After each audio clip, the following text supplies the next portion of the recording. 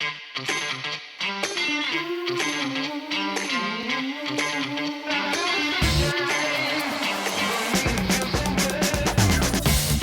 welcome to episode 7 of the Mile 20 podcast, where epic shit happens.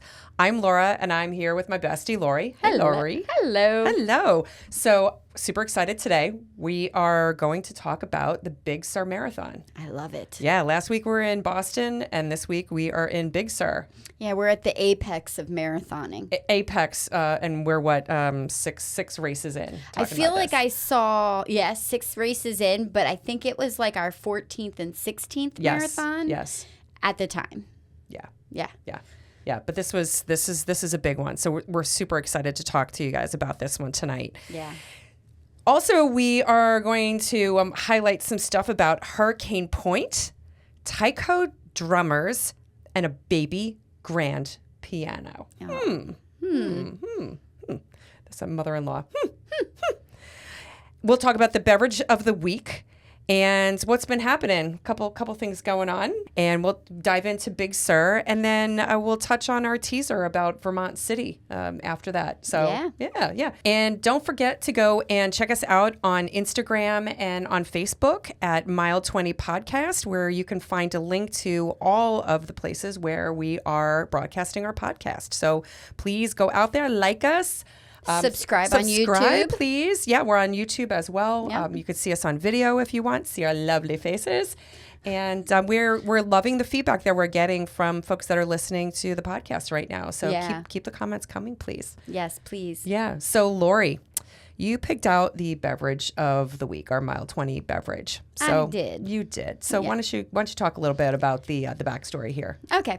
So it's going to be a little bit sad. I know we're pretty upbeat and we laugh a lot and goof around, but 2017 was an exceedingly rough year for the Feckman family. My stepdad was very, very sick and wound up passing away May 16th of 2017. Mm-hmm. So in the middle of our marathon season, I was also flying back and forth to Florida a lot because he was not doing well and my mom needed a lot of help. So with all that, there's a lot of things combined in what we're drinking tonight. We are drinking is this a Cabernet? Yes, it's a Cabernet. It's a Cabernet from Sterling. While we were out in California, I had spent some time in Southern California, but I'd never been to San Francisco. And of course, that's kind of your closest airport you fly into for Big Sur. So I was like, hey, can we spend some time out there? So Dave was like, sure. So we made a kind of an extra fluffy weekend out of it. And we spent a couple of nights in San Francisco, and then we went to Napa, in which we actually did get to tour Sterling Winery as one of them. But as a sidebar, in conjunction with that, I knew about Sterling because Paul, my stepdad, he loved having red wine with his dinner. He was a steak and potatoes man, and he loved his red wine. Not fancy wine. He actually would drink like the jugs of wine, but yellow wine. Yeah. Yeah, my tastes have gotten more sophisticated, but he brought a bottle of Sterling. Like, to him, Sterling was like the good stuff. And I remember him introducing me to Sterling. And there was a time in the hospital, kind of towards the end, where the nurses were like, and he was in hospice, they were like, just give him whatever he wants, whatever makes him happy at this point, just like let him have it. And he was dying to have a taste of wine. So we bought a bottle of Sterling, and the nurse let us pour it in a little cup with a little spongy thing and rub it around his mouth. So, and he seemed so happy about it. So I asked, margaritas would have been again, very much, appropriate, because we did have margaritas, as well as I think we had a Chardonnay that Dave brought to the finish line. Yes. I thought I was remembering Prosecco, but I think it was a Chardonnay. No, actually. it was white wine. Yeah. We drank white wine after the race. Yeah. But Laura I'm like, can we do Sterling? I was like, I got for you, girl. Paul. Yeah, I wanted to do Sterling. So after for work Paul. today, I went over to the beverage store and picked up a bottle of the Sterling wine for Lorri. So. Yeah, and I'm just gonna take a deep breath because I'm so glad I didn't cry while I was talking about it. You did good, girl. Because I get you. All right, cheers, my friend, and here's to Paul. And here's to Paul. Mm-hmm. Yep, it actually tastes pretty good for a $14. I don't usually slurp my wine, but I'm doing that for effect so people know I'm actually consuming the drink on, on audio. It's a red wine. It's nice. Yeah. It's a little tart. It is. Tastes a little cherry. But it's not like... No. I'm not going to grow hair on my ass drinking it. So No. Thank God. So what'd you do this weekend? Jim and I, we have a house that is down on the Chesapeake Bay, and it was a fixer-upper that we bought. And you fixed the hell out of it. And my husband and I, thank God, we are both very, very handy people, because I can't even imagine the amount of money we would have spent, having somebody go and do the work that we've done. Yeah. I've painted every single ounce of that house. Well, I still had more to paint, so I painted our bar cabinets. So we have a nice bar in the family room. So what was it before? it was kind of like a red, like a cherry. It wasn't even cherry. It was almost like a rosewood. So every time you went down there, everything's got this really nice gray and white and blue, decor, and then this cherry red, cabinet. So it was an eyesore, and I ran out of steam last year doing the project. So that's what I ended up doing. And I underestimated how long it will take to go and do that. Oh, really? How long did it take? I started on Saturday at about 10:30 in the morning, and I was still painting at 9 o'clock at night. And then the following morning, I still probably had about an hour and a half of painting left. Oof. It looks awesome. But you sore? No, I'm not sore. Actually, I'm not sore. Good. But I listened to Inner Excellence. The AJ Brown, I'm going to call it the AJ Brown sponsored book. Hell yeah! That he was sitting on the sideline reading during one of the football games. Everybody gave him shit for it, but it was actually a really decent book. A lot of good nuggets in there. I think I might want to listen to it. It was a good book. It's worth it. Yeah, it's totally worth it. So I just threw on the not the podcast, but the Audible book, and just listened to it. And I actually finished the book because I was painting for a really long time. Yeah, no shit. Yeah. Tell what you did over the weekend. So I think I mentioned that our son, DJ, he's a Division I swimmer for the University of Delaware, and he's a senior this year. And this was the weekend of his last conference finals. He's on the conference finals team. And so we went down to, it was in Hampton, Virginia. They are right now in it's the Coastal Athletic Association, the CAAs, but this is the last season. The football switched whatever conference that they were in to be in the FBS, but the conference that the football's in doesn't have swimming. So then they got kicked out of their current conference because they're moving, I guess, up, so to speak. So anyway, now they're in the ASUN, I think, conference or something like that. But that doesn't concern me anymore because I had a senior. And so this was his last conference finals meet in Hampton, Virginia. And we had a great time. It was really fun. On Wednesday night, he swam in the 200 IM relay, and they won first place. So he got to podium, and he got a gold medal. Yeah, it was cool seeing the pictures that you were sending and seeing him all smiles with the three other guys. And oh, yeah. I mean, what a way to start the meet. It was awesome. And then he didn't swim Thursday, but he swam Friday and Saturday. And he A-finaled in the 100 back and 100 fly, Yay. Which was great. And he swam well. He actually did personal bests in both of those. Records, right? Yeah. So that was great. And then I think Saturday was super emotional. He had the 200 back, and of course it was his last collegiate swim or career swim, really, unless he decides to do master swimming someday. And so I think he was a little disappointed because he did an A final, but the whole, the top 3 times of the B final 3 years ago would have podiumed, would have won. You said that it's gotten a lot faster. It has gotten so fast. Yeah. And I think he was also a little in his head and a little emotional because it was how the can he last not swim. be? So he was a little disappointed that he B finaled, but I mean, we were so proud of him. And I hate to compare different sports and things, but I do firmly believe that swimming is kind of a next level type of sport. Where I saw that really, just right in front of us was when we all went to Hawaii. Yeah.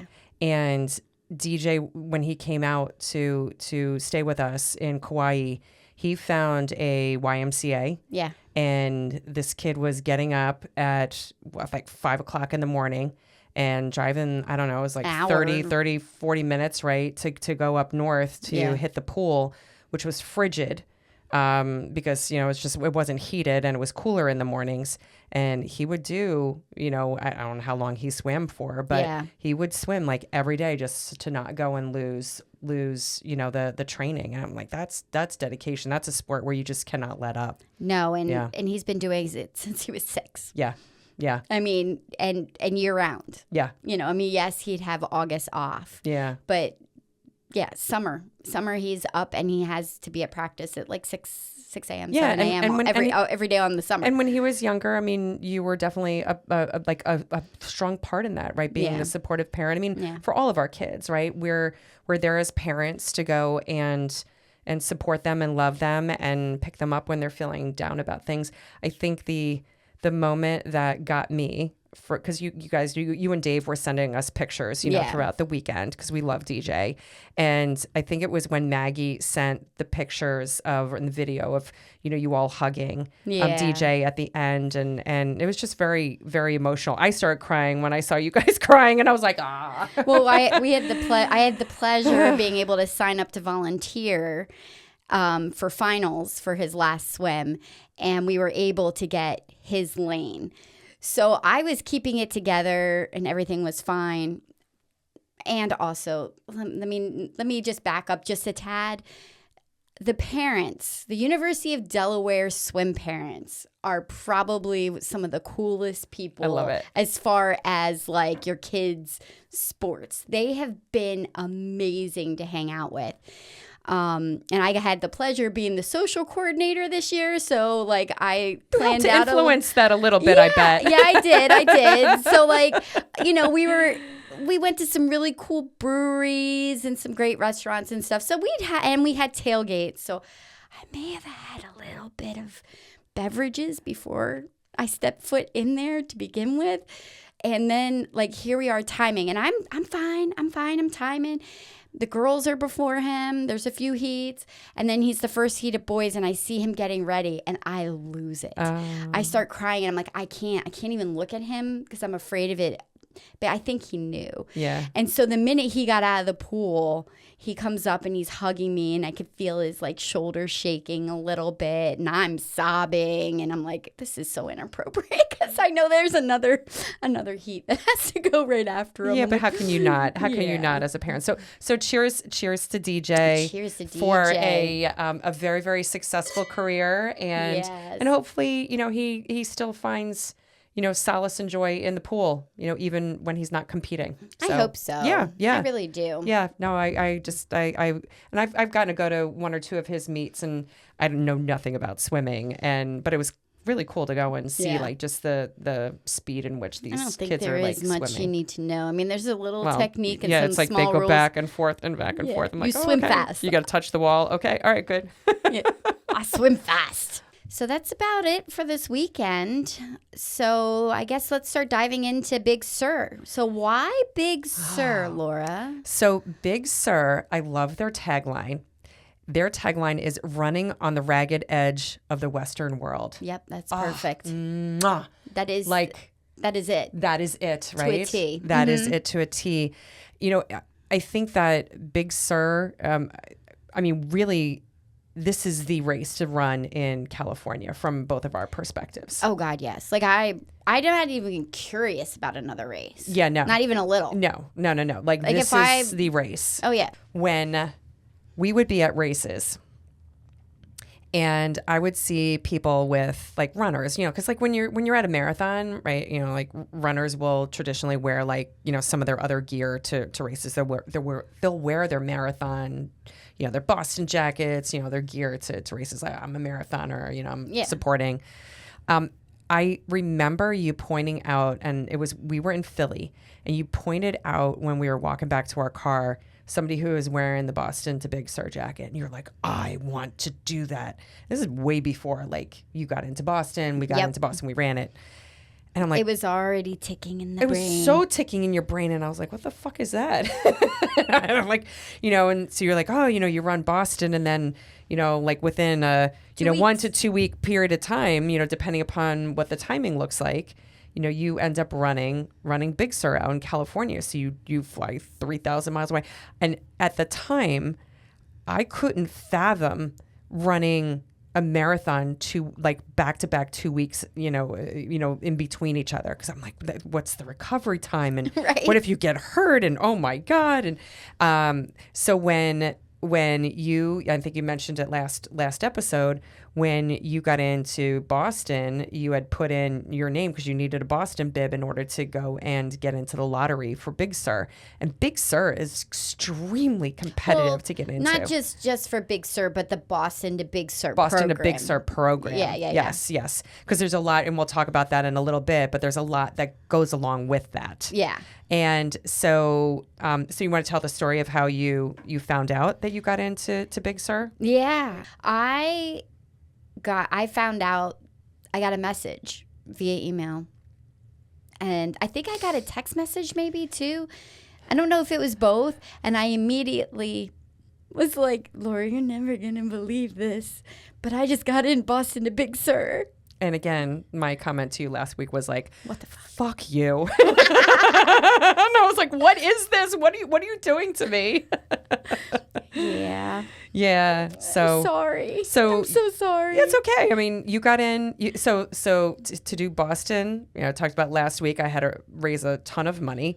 And then this week, or for this race, I had to spend a lot of money. Yeah. So, it was damn near impossible. I don't even think that they had any charity bibs for the race. And they only have like 4,500 people that run this race. Yeah. So it is a very boutique, style race. I like that word. Yeah. I like that. It is so boutique. Yeah. It's just such a good, well-run race. It so really organized. Is. And I think the natural registration, just to, like, if you just want to go and just run Big Sur, I think that is also a lottery. Yeah, it's a very, very competitive to get in it. So I ended up getting a bib through Marathon Tours, which is an excellent way to bypass some of the lottery systems. Excellent, but it comes at a cost. It does. It comes at a cost. But the cost is your accommodations, which is a little bit more expensive than probably booking your own accommodations, but you don't have to stress about the bib. Like it comes with the bib. It comes with a bib, but you still have to pay the registration fee for the bib, and you still have to pay for your flight. So it doesn't include the flights. Now, I don't remember how much I paid in 2017 to do our Big Sur. But I looked at what it costs right now to do Marathon Tours for Big Sur. And in 2025, the cost was $2,960. And again, that doesn't include airfare or the race registration. And how many nights of accommodations is that? I believe it was 3 nights, accommodations. And we stayed at the Marriott in Monterey, which was a beautiful property. But it also didn't include the registration fee, which now the registration fee in 2025 for Big Sur is $425. Holy shit, that's more than New York City? It is. So some of these races that we do, it's maybe $100. I don't know what the cheapest one we've ever done was. I think it's usually Philly because we sign up as soon as we run it. It's like $75. Yeah, but it's $425 now. Holy shit! So I know I didn't spend that much in 2017, but I spent a lot. I remember I thinking to myself, this is probably going to be the most expensive race I ever run in my entire life. It probably was not when all is said and done, and I look back on things, right? Yeah, probably Rome was, but that's how I ended up getting my bib. Now, Lorri, because you got your bib through the Boston to Big Sur program, it came with all of that program's like perks. It's kind of like an extra thing outside of just getting the race registration. Yeah, so you get like, with any other race, you get a T-shirt, the freebie shirt. race shirt, and then you get your medal. And your Boston or Big Sur jacket. No. Just if you're just doing Big Sur. Oh, just Big Sur, yeah. There's the medal. Yeah. And then the shirt. And then when you do Boston to Big Sur, you get an additional Boston to Big Sur medal. So then you end up with 2 medals, which we do have hanging behind us. You get an additional Boston to Big Sur shirt. And then you do get the jacket. The jacket, which we're both sporting if you're with us on YouTube. Yes, it's the I jacket. wanted the jacket. Yes, and I wanted the jacket too. So I'm going to just totally jump ahead to this one because this kudos. Because again, just mentioning that this was a boutique style race, the attention to detail that the race director and the staff give the runners, you feel like a very, very special person running this race. I mean, they just give such great care to you throughout the entire experience. And when I found out that even though I had gotten a bib for Big Sur, I was not included in the Boston to Big Sur program. Right. Because it's like a totally separate thing. And I think I wrote it down somewhere of how many women went and did the B2B. I think it was like 190 something women. Wow. Went and did B2B when we did it of the 4,500. There it is. Yeah, 194. 194 women did the B2B program. Out of 4,500. Out of 4,500 people. Yeah. So even though I ran Boston and I ran Big Sur, I was not included in the program. So I got just the regular Big Sur medal and I got the regular Big Sur shirt, but I didn't get all the B2B gear. And I was like, but I want the jacket and I want the extra medal like my friend has. I did Boston, I did Big Sur. And how are we supposed to match if we don't have the same jacket? So I put my feelings out on a piece of paper or in an email, and I wrote the race director, and I gave my big alligator tear, tears on page. And I, you offered to pay for it. Too. I did. Yeah. I was like, is there any way that all I really wanted was the jacket. Like I just, and I was like, I'll pay for it. My best friend and I, we wear the same clothes at every race, and it's like I want the jacket. Can you please, sir, please, may I have some? And I didn't get any kind of response. Via mail. I think I mailed it and emailed. I went both routes because I wasn't sure what was going to stick. Just throw all the spaghetti against the wall. And lo and behold, maybe about 2 weeks later, I got a box in the mail. And it was just, as a runner, this was like the coolest thing ever. That's so sweet. It was not only the jacket, but it was the shirt, the medal. It was wrapped up in like nice tissue paper with the most lovely note. And I still have the note card. And it congratulated me. It said, I wish you and Lorri, all the best of luck on your remaining 50 states. So glad you could participate. Please enjoy the jacket. And they didn't charge me for it. Yeah. And everything. And it was just, to me, that was a runner.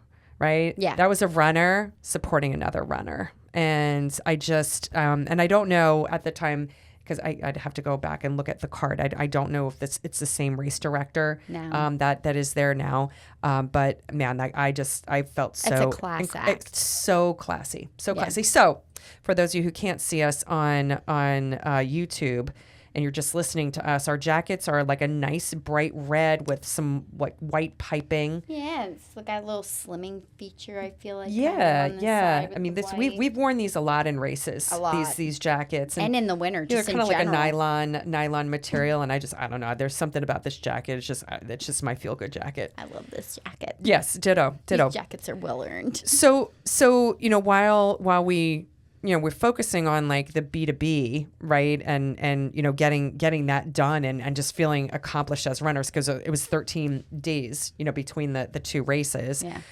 Talk about the scenery at Big Sur. It's second to none. Right? Second to none. I'll dip into the course a little bit. Yeah, sure. So they drop you off at Big Sur Station. Yes. I think is the area that it's called. Well, actually, I'm gonna do the true Lorri style, because I realize we gotta go backwards a little bit. I listen to our podcast and I'm like, bitch, you never answer the question. Like, ever. Like, if there is ever a case for adult ADHD, hello. Like, listening to my That's own why you're my self, friend. my own self-talk. That's why you're my friend, and then I bring you back. I'm like, where the hell do you go? Well, ready, kids? Let's just get on for the ride. Buckle up. Here Buckle we go. up. Lori's telling a story. Yeah. So we're going to go way, way, way back. So in the morning, we had to meet this bus. Like so freaking early in the morning. It's like Disney. Yeah. Like 3:45, 4 a.m. And it was cold. At the Marriott. It was in the mid 40s It was in the mid-40s. when we got on the bus. And I was sitting here wondering, because we were discussing, like, did we have a mile 20 beverage? Mm-hmm. Well, at this point in our journey, we had not realized the hot cold bags, which we'll get to in episodes down the road. And we did not think about dropping at night. It was mostly in the morning. Right. And I feel like we nixed it. Because it was so early. Because it was so early. And the course shut down early. There was no way Dave could meet us at mile 20. Yeah, they didn't have the roads open for anybody to drive up to Big Sur. It was, the roads were completely closed, and all you saw were we're in school buses. We're in buses all the way along the Pacific Coast Highway. Yeah, so they shut down Route 1, the Pacific Coast Highway, from Big Sur all the way down to Carmel. Yes. So we're butt-ass early. We're leaving 4 a.m. I think the bus ride, it's probably one of my favorite bus rides, believe it or not. It is terrifying. So we had been... You know, we trained for Heartbreak Hill. We knew that was going to be terrible. However, when you look at the course profile of Big Sur, there is a big middle finger in the middle. It's like a big hill that goes up and then it comes down. Middle finger. Hurricane Point rises over 2 miles over 500 feet in elevation. Yeah, 560 to be exact. Yeah, right before the halfway point. Mm-hmm. So anyway, it's dark because it's before the crack of dawn, and we're driving in the bus, and it's quiet. You know, it's early. Yeah, everybody's going to listen to music or just kind of sitting, and it's early. Sleeping. It's early. I can remember looking out the window, and I'm like, "What the hell is that?" And I'm looking across kind of like a big. I'm gonna guess it's dark. Like I see these lights on the side of a mountain. And I'm looking, and I'm like, what the fuck? And I go, holy shit. And I said it really loud. Or is that what I said? Did I say holy shit or fuck or something? I said something like very loud in the bus. And Laura looks over and goes, what do you say? I think I just started giggling. Like I was like, oh my God. Because what you're watching are the buses in the caravan in front of you. A really far distance away. I mean, they were probably a mile away on the other, like across I guess the cove is the best way I can say it. But at an extremely high elevation from where we were. Climbing Hurricane Point. Yes. Going out. And I just was thinking, shit, we're running all of this. All of it. All of this we are running, and that elevation is included. And it was great when we got over the Hurricane Point on the buses, and then it was this meandering like up and down, you know, just oscillating road. And I just remember saying to him, like, dude, this is gonna suck. Yeah. And you know, and just because it was hills. But I tell you what, we both went and said that race went so fast for us. It's the fastest 26.2 miles. And that's where we started. Every time we would hit a mile marker, remember? That's where we started because some guys started it and ran by us. He's like, I do this every time. It's our tradition. So what we do is as soon as we pass by the mile marker 1, we do a countdown, and it's right before we pass by, I'm usually the countdown. Yeah. And I'm like 3, 2, 1, and then we're like 1.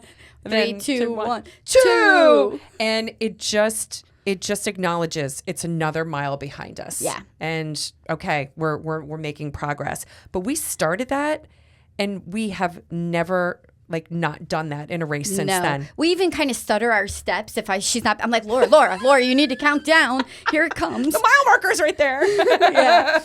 Yeah, for sure. Yeah, it was. Yeah. It was the fastest non-PR I've ever ran. I don't even know how to explain that to anybody. But I don't know. You and I because the scenery is spectacular. So you start, like Lorri was saying, we start at Big Sur Station. And when we got to the start line, they had an exorbitant number of porta-johns, which we were very happy about. But it was so dark out. And I remember going into the porta-john and just kind of hanging out in there for a little bit. I was like, wow, it is so dark in here. Yeah. And, so that was nice. Like we didn't have to really wait on too many lines. No.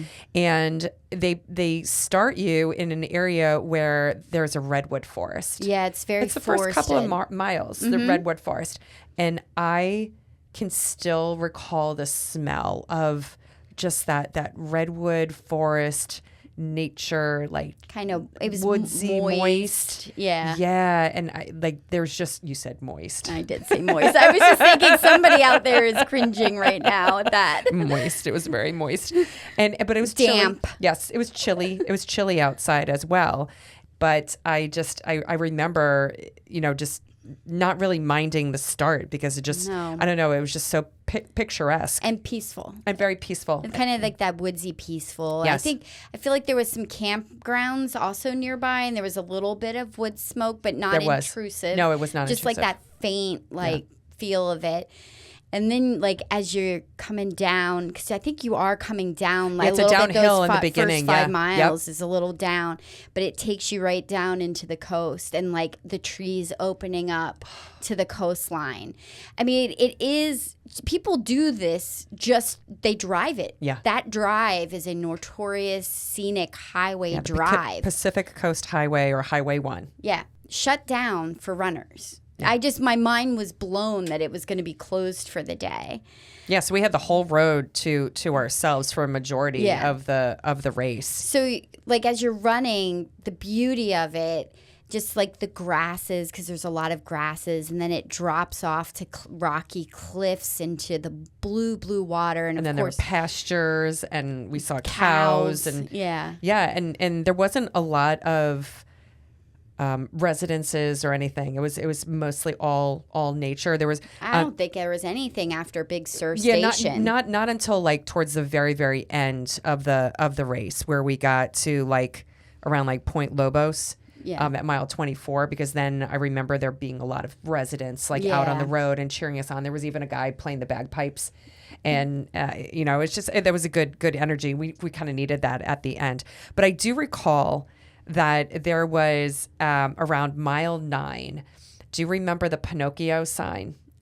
Yes. And it's kind of like a life-size sign, and it's a mile marker for mile 9, and it has a picture of a female runner asking, kind of with a little, a comment bubble that says, "Are there any more hills?"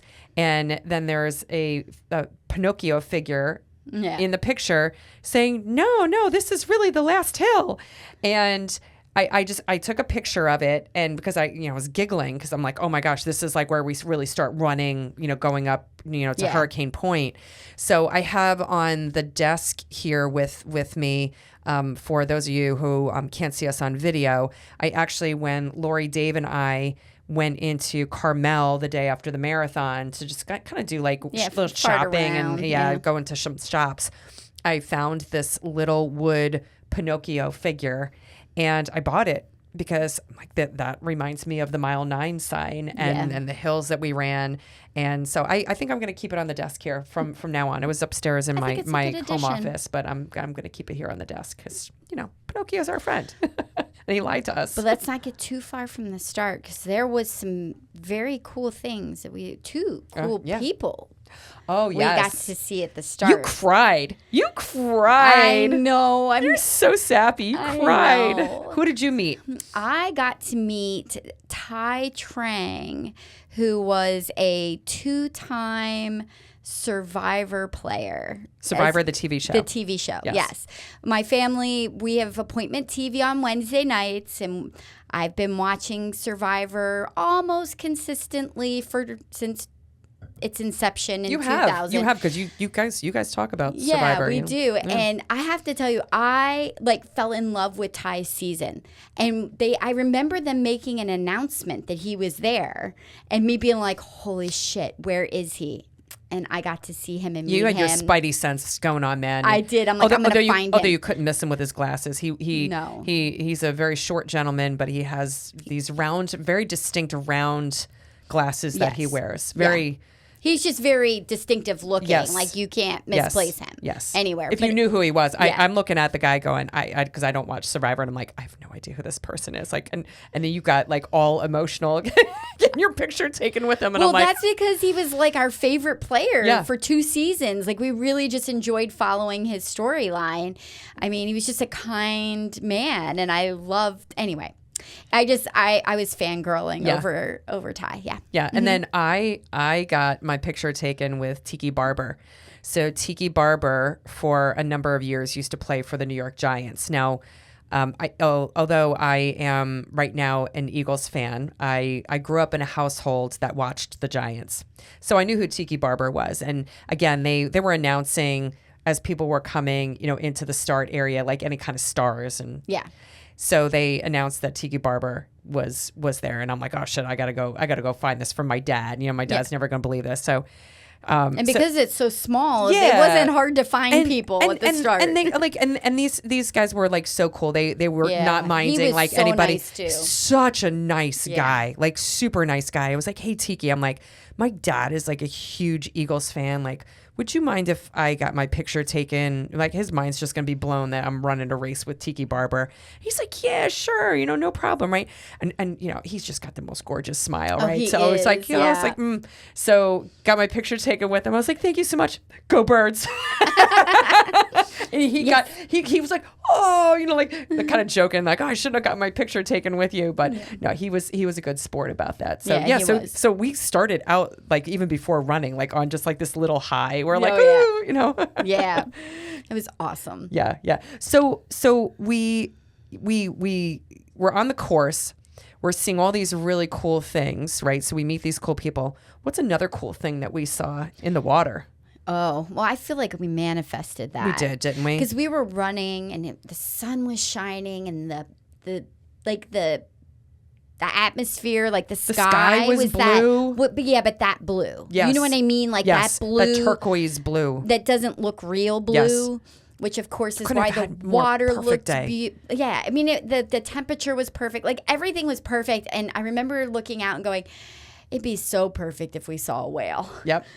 And bam. And then, like it was a little bit after I said it, but it was like, oh my God, did you say that? Yeah. That's a whale. Yeah. Yeah. It wasn't like, I mean, super, super far away from the shore. No. Which was even more cool because, you could definitely tell it was a whale. It was a whale. And so we were like, holy crap, man, we made that shit happen. We manifested that. Yes. Thank you. Thank you to the powers that be. That was amazing. So the cool thing when you're coming into running Hurricane Point, again, this is, you're kind of at the, I don't know, maybe like around the 11-mile mark because Bixby Bridge is at the 13-mile mark. I think it starts at 10. Yeah, it's like a 2-mile climb. Is it? Yeah, because I think you hit the top point at 12 miles. 12 miles. Mm-hmm. Yeah, so you're right. So you hit it at the bottom at maybe like mile 10. Yeah, and the really cool thing, and we heard this like kind of as we were coming in, like because you run downhill. It's that cove that we saw when we were with the buses. So it's like a little bit of a U shape. It's definitely almost like a V shape. I mean, that's like that was a tight turn coming. You come down the hill, down one hill, and then you're at the very bottom, and then you're going to climb to Hurricane Point. But as we were coming down the hill before we kind of made that turn, we're hearing like drums and like we're like, what the hell is that? The beat was like a perfect cadence. Yeah.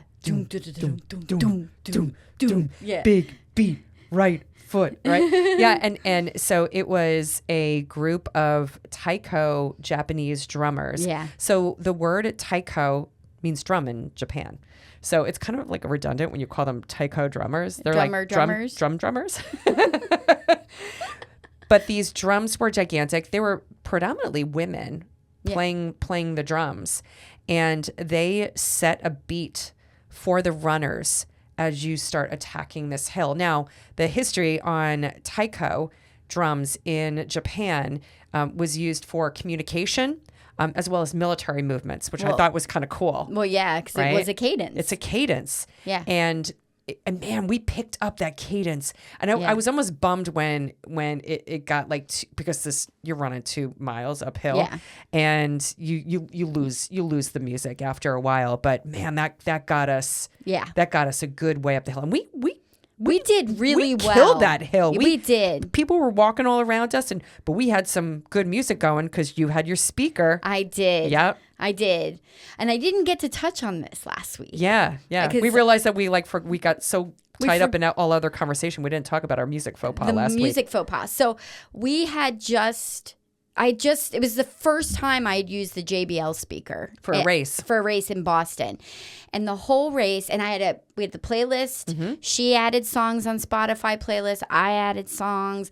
I ordered the songs so they would hit in the right way or the correct like genres kind of together, because I like doing that kind of thing. Anyway, and so like all race, I think we would approach music and I would turn it down. And then I would turn it back up, and then I would turn it down, and then I would turn it back up. Because you want to listen to like whatever, like when they were playing Sweet Caroline. Yeah. I mean, we didn't want to go and listen to whatever we had on our speaker. We wanted to like be in the moment and hear that. Yes. And it was about at mile 23 that the speaker cut out. It crapped out. Completely crapped out. And we didn't have like AirPods, backup, anything, and You wigged out. I was beside myself. Yeah. I went freaking mental at Boston because we lost our music with 3 miles to go. Would it be like 40 minutes with no music? It's like a rarity to like see you in a moment like that, but I distinctly remember because I was like, Lorri, it'll be okay. Just play it on your phone. I think because I was so upset, like I was okay, but the fact that I was responsible for the music and I failed. Yeah. And that failed us. And that was what was unacceptable. And then I was like for me, I'm like, whatever. But like it's affecting you. Just play the music on your phone, dude. It's okay. I know. And we survived. I know. You really talked me down, though. You were like, I was like, it's okay. So when we got to Big Sur, I was hypersensitive about it. And so I kind of I didn't touch the volume. Well, and we didn't know if that was it, or we're like, okay, is this like a bad speaker because it's just it just won't go and because we're on the course a long time. We are, but we'd also practice with it. Yeah. I mean, I think we'd run our long runs with it. So anyway, that was just the story of that. Yeah, but the music that we played, because again, we started adding songs for the states or the cities that we were running into our playlist. And so California, they have some really awesome music to go and add to a playlist. California Girls? Yeah, California Dreamin'. Yes. Yeah. What was the other one we talked about earlier? No, I don't remember. Why am I brain farting? We just talked about it. I don't know. Cold Little Heart, Big Little... Oh, the Big Little Lies. Oh, Big Little Lies. Yes, that's right. We got lucky. Maggie just chimed in and helped us out. Yes. Yeah. We found a friend. Yeah, I found a friend. No, don't cut it out. Yeah, because Big Little Lies was it just finished? Was it in between seasons? It was in between seasons because I remember going down to the Monterey Pier and we're like, oh my God, this is where they film like blah blah blah scene. Yeah, and the bridge. The bridge is a big deal, right? So so we had the. Yeah, because then after we ran Big Sur, every time the beginning credits or the opening of Big Little Lies came on, I was like, I ran that with Lorri. I ran that with Lorri. I ran that. They're driving that. I ran that. I know. I'm like, God. And then I was like, it's so beautiful. It's just so pretty. So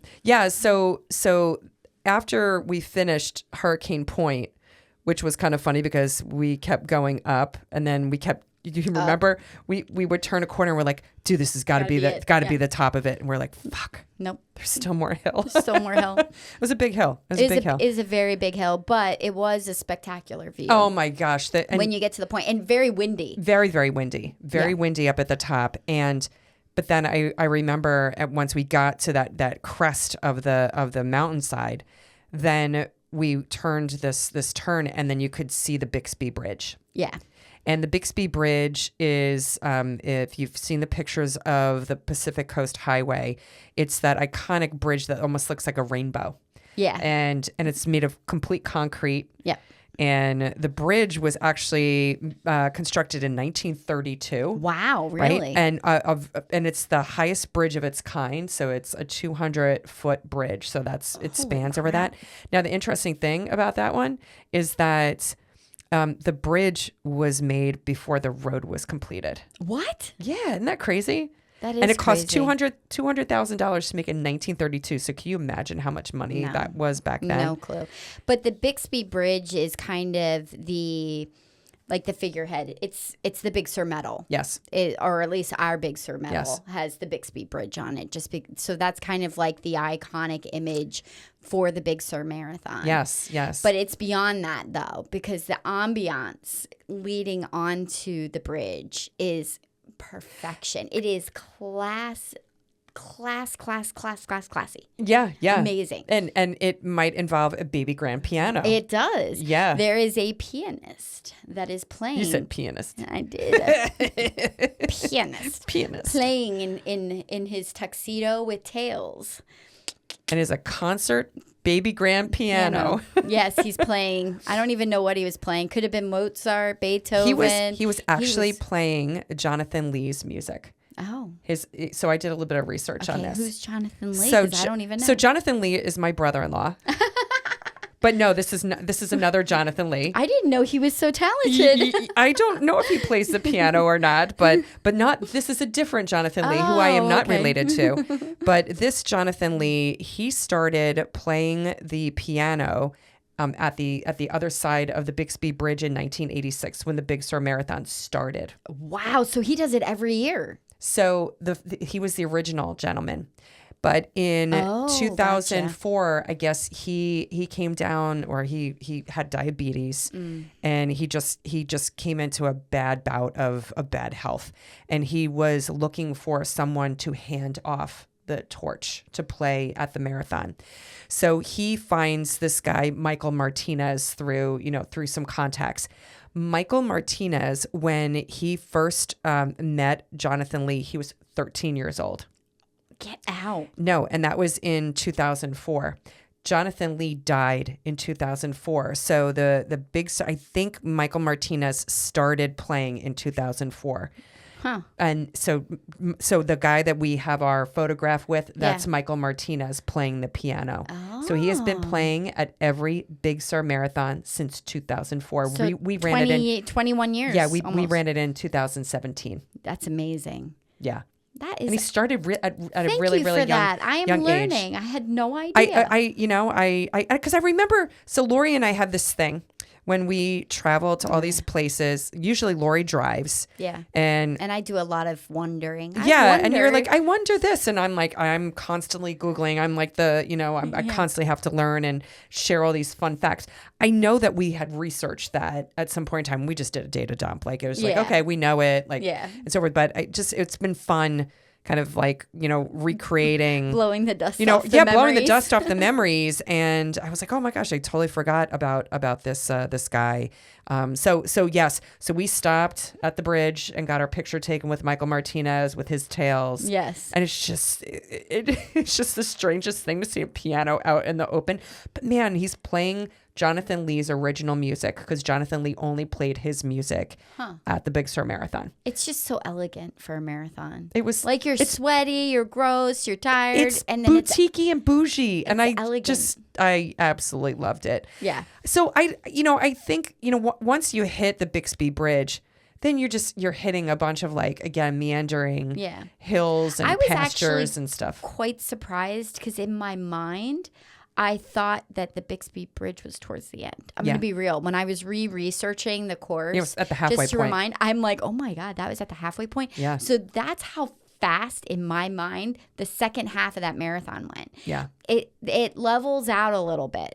There are still some hills, but they're not quite as intense. They're not hateful. Yeah, they're not hateful.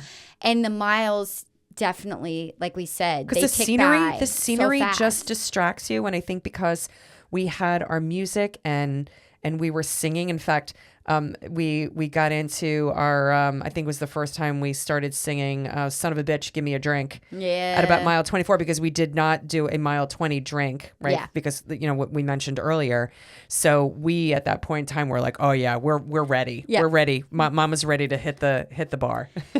We also saw, I feel like at that part of the course, we started, we bumped into a running legend. Yes. So we talked about, I think in the first or second episode, about like if you are not a marathon runner and wanted to start running in any way, that halhigdon.com was really great for free training plans. Matter of fact, Maggie was looking up training plans Good. or a couple of days ago. Good. And then, as a matter of fact, she just flashed us. She's Hal Higdon. She's actually Hal on there Higdon. right now, Hal Higdon. But there's another legend with a very unique training perspective. His name is Jeff Galloway.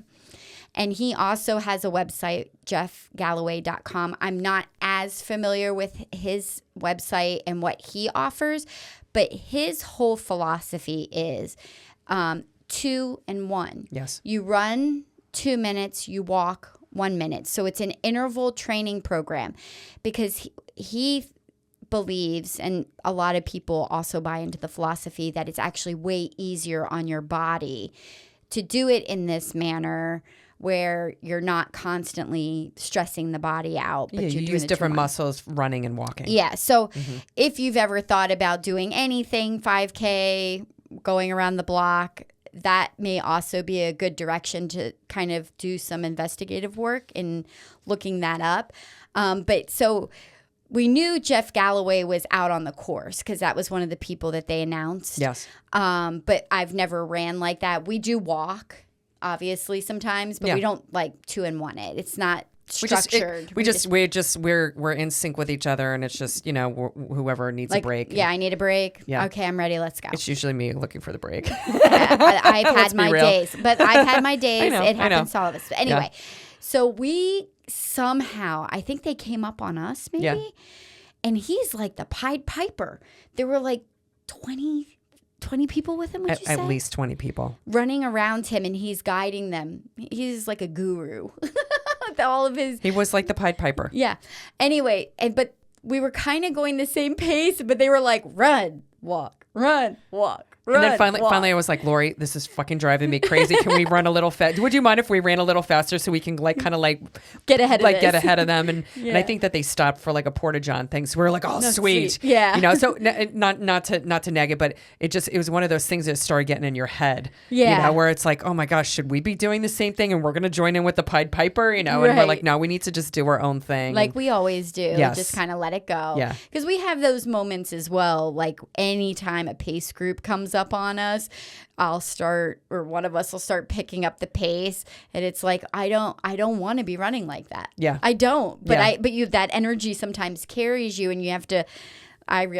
We reel ourselves back, and we're like, okay, stop all that nonsense. Like we've got many miles to go. We do not need to be doing that. But it was cool to share a course. Yeah. With a legend, because Jeff Galloway is a legend. Absolute legend. And I would imagine that all of those people finished the race too with him. Yeah. So And that's like back-to-back marathon legends that we had. I know. Because I know. With I know. Catherine Switzer I know. and then Jeff Galloway. It was just really cool. Like really, really cool stuff. Yeah. So when we came across the finish line, I mean, they had a really, really nice spread in Carmel at the finish line. I can't talk about it because I can't remember it. Yeah, well, I know you got to go into the B2B VIP tent. Yeah, but I switched through there quickly because you couldn't. did. I was like, did. I can't leave her out there. So You I did, just ignored it. And then you made me feel better, and you were like, you couldn't have eaten most of the food in there anyway because it was all glutinous. It was all glutinous. It was all of it. I was like, I was like, I hope you're lying to me, but I'm like, I feel better. Good news is I don't remember. So the lie is the truth at this That's point. okay. I hung out with Dave. And Yes. I like did like the little puppy dog thing. I was like, okay, you go in the VIP tent without me. But we did have, as you mentioned earlier, we went down to the beach because you had this bright idea. I was going in the water. You're like, I'm going to go in the Pacific Ocean after this race. Yep. I was going to dip in the water. And what happened? I put my feet in and said, "Fuck no." Because why? It was cold. It was May. It was the end of May. It's like 50 degrees. Yeah. The Pacific Ocean is no You know, joke. I would probably go in now, though. I totally would now, too. I wouldn't then. Yeah. Because I was a weenie. But now, after Cranberry Lake, I think I'd go in. Yeah, now. yeah. You swim in like these frigid Yeah.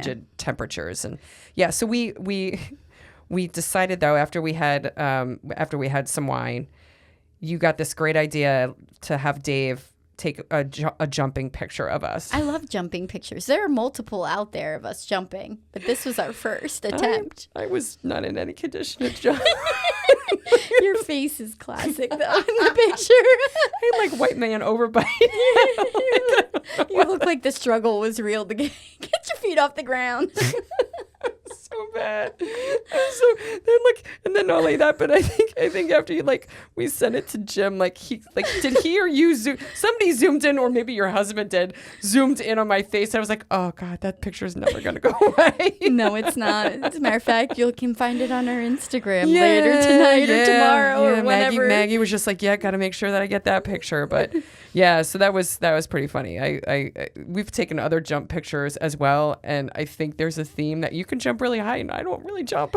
It's just all about picking up your back leg, Yeah. like kicking your butt. Yeah, I don't know. It just doesn't happen for You me. had a really good one, and we'll show that later. But in Montana, I felt like when we were in Glacier, you had a good one when you jumped off the rock because you got a little height. Oh yeah, well I kind of cheated because I came off of a rock. I came off a rock too. Yeah. We both cheated. Yeah. Well, I did not get height on the beach. No, there was no height. I don't even know if your right leg actually left the ground. Yeah. And then after the race and we did our little jumping thing, we were like we need to get something to eat. Yeah. So we went to a place called El Torito. El Torito. We have Mexicans a theme here. Yes. Because I really think it's that salty chips. Oh, just, the salty and then the sour margarita. Ooh. Yeah, so we got some good pictures of the two of us, no shower happy hour. Of course. And we ponied up to the bar with Dave, and we had some margaritas and some really, really great chips. I don't even remember if we had tacos or food or anything I like that. feel like we had to have eaten. Yeah. Because we've been up since 2:30 in the morning. Yeah. We had to have eaten. Yeah, because we really didn't eat breakfast. I or anything. literally was in a weird fog. Yeah. So that trip, there's so much about that trip. I remember details to trips because I plan them out so meticulously most of the time. But just because of the weird depression-y the fog emotional and stuff all that the you guys had emotional going stuff, on. Everything is so blurry, and I'm kind of unapologetic about it just because it is what it is. I wish I could remember, and I wish we had journaled these things. I know we didn't journal at all, but Journal, kids. Please, yes. for God's sakes, buy a journal and write in it. If you're even as you just do things in life, I do the Day One app that your husband I should probably do that. Your husband went and recommended to me, and I have been doing it over a year now. Every day I do the Day One journal. It's an app on my phone, and I have it on my to-do list every day to do my journal. And it's just list. I know, and it's just a daily prompt. It's like, one of the prompts was, what were you most grateful for in the month of February? That was a daily prompt, or what are you looking forward to this week? Yeah, so just little questions like that, and sometimes I just put a picture in the journal. But it's definitely I can look back a year ago, and I'm like, oh wow, we were renovating our house in the Chesapeake. I'm like, man. It's come a long way. Yeah, so it's a cool thing. But definitely if you're running races or you're just adventuring, take some time just to kind of jot some thoughts down, with your pictures. Yeah. I think we got much better at taking pictures. That was my role on the course. I was the official you had the music, you were the music director, I was the photographer. Yes. And so I think, the races that we did, starting really in Boston and Big Sur, we took a lot more pictures along the way. And they got funnier as the races went on. They did. Yeah. But it's so bad because now when I go out anywhere without you, I just leave without taking pictures. And I'm like, I'm so used to even when we do things socially, it's not even like a race, and I'm just like click, Yeah. Constantly taking photos and so forth. But so I remember El Torito, and then the only other place I wanted to talk about as far as meals that I just remember getting such a great breakfast was at Lulu's Griddle in the middle in the Monterey Pier, which unfortunately, after I did some research earlier today, they are now officially closed. Oh, that's so sad. So they closed in November of 24. I guess it was a lease, the increase. But this place was on diners, drive-ins, and dives. Oh, that's such a Guy bummer. Fieri, and I just remember Dave getting Portuguese sausage, because we all were like, "What the heck is Portuguese sausage?" Right? Yeah. And I have a picture of you like with a pancake that's like way bigger than like your face. That's and, good stuff. Yeah, it was. I just remember that being a good breakfast, and because the three of us just had some good conversation, and we were by the ocean, and I don't know, it was just a good kind of like ending the day after the race. I agree with that. It was good. Yeah. So let's talk a little bit about the swag from the race. Oh, I love the swag. The Well, swag we already talked about we talked about a the lot of jackets. it. Yeah, so the medals are just so unique. They're so unique, and I love them for their uniqueness. So instead of the classic strap that you get, Like a ribbon. Yeah, the ribbon that goes, the thick ribbon, they actually have like a little piece of tied leather. That's the strap for the medal, and it's porcelain. Would you say Porcelain or clay? porcelain or clay? And it's everything artsy and funky that you would want a Big Sur medal to be. It's like a granola It is medal. a granola medal. It's California I agree. granola. It is. And on the Boston and Big Sur medal is a little bit different, but it doesn't have the Bixby Bridge that the Big Sur medal does have, but it does just say Boston to Big Sur. And it has a wave, right? Well, that's Is a that 2. a wave? It's the number 2 that Oh, they it's a made 2. into a wave. It looks like a wave on the. But it's the same style with the leather strap, and it's either the clay or it's clay. Is it clay? Clay, yeah, You like know terracotta. You're more artsy than Yeah. I am. But it's very earthy as well. And Yeah. they're just cool. They're very unique. They're probably one of my favorites. I totally in all I totally reality. agree. Just because the ones that have been really unique, different materials. Yeah. And I love the leather strap. Yeah. Yeah. They're very easy to find on the rack. They are. We were looking through we're going to talk about my Your rack again. Yeah, and like you were helping me find my Big Sur medals, and as soon as you saw the leather, you're like, oh, there they are. Yep. So definitely easy to find. So all right, so gotta ask, would you run Big Sur again? Of course, I would do it in a heartbeat. In a heartbeat. In a heartbeat. Yeah. This is where we get a little ill because, we're going to wind up running it again. Yeah. The question is whether our daughters are with us. Yeah, it's. Or am I wrong? No, Are we you're gonna run no, this you're again? you're I feel not. like we're gonna try and run this again. If you recall, like at some point in time, after we were done with the 50 states, I'm like, we have 62 races, and if you count up the states where we doubled up already, we're probably like already through like a quarter of the states. I'm 10 states deep, easy into a second round. I'm like, dude, and you were like, no, but then you were like, well, and then I was like, no, and then you were like, yay, and then I was like, no, and now we're both like, It's amazing what a year off can do, don't you think? Yeah, it's just I think seeing the pictures and reliving all of this now makes me be like, yeah, I want to go. I want to go do that again. And we definitely took some time off, last year for a multitude of reasons. But yeah, it's like the little hunger pang to get back on the course it's there. I got the itch. I got the itch too. Yeah. So you want to give the teaser for next week? Yeah. Wrap us up? And I can't remember what drove us. I know that there's a challenge that we did sign up for also that was involved with Vermont City that went in conjunction with Hartford, Connecticut. If you did those 2 marathons, you got an extra medal. Oh, yeah. But so Vermont City I feel like it was Memorial Day weekend. So I feel like that was a May race. So we had maybe about a month between Big Sur and that. And then we signed up for Hartford to get the extra medal. Yes, we did. And that was in the fall. So we are going to touch on the first of those, Vermont City, which was our Vermont race, obviously, in Burlington. That was a whole family experience as well. Yes. Yeah, we had everybody up there with us. Which was a lot of fun. Yeah. Yeah. So, do you have anything else? No, I think we did Big Sur complete justice. Yeah.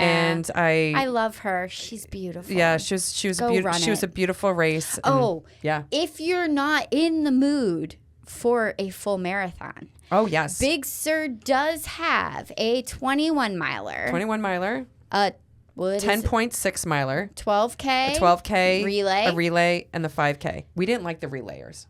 Well, that's because we were like struggling, and then they come like- charging up they're like, behind you with their fresh legs. I just started 2 minutes ago, and oh my God, you guys are so slow. Look at me. I run like a gazelle. I have all this energy. For these 2 miles that I'm going to run. Yeah. Fucking relayers. We hate relayers. No, not really, I don't but hate relayers. we're envious of the relayers. Yes, But, because they all look fresh. Yes. When I look gross. Yes. Yes. And sloggy. yes. Anyway, we want to thank you for listening to Mile 20 today. Thank you for hanging with us, and go make Mile 20 your bitch. Peace out.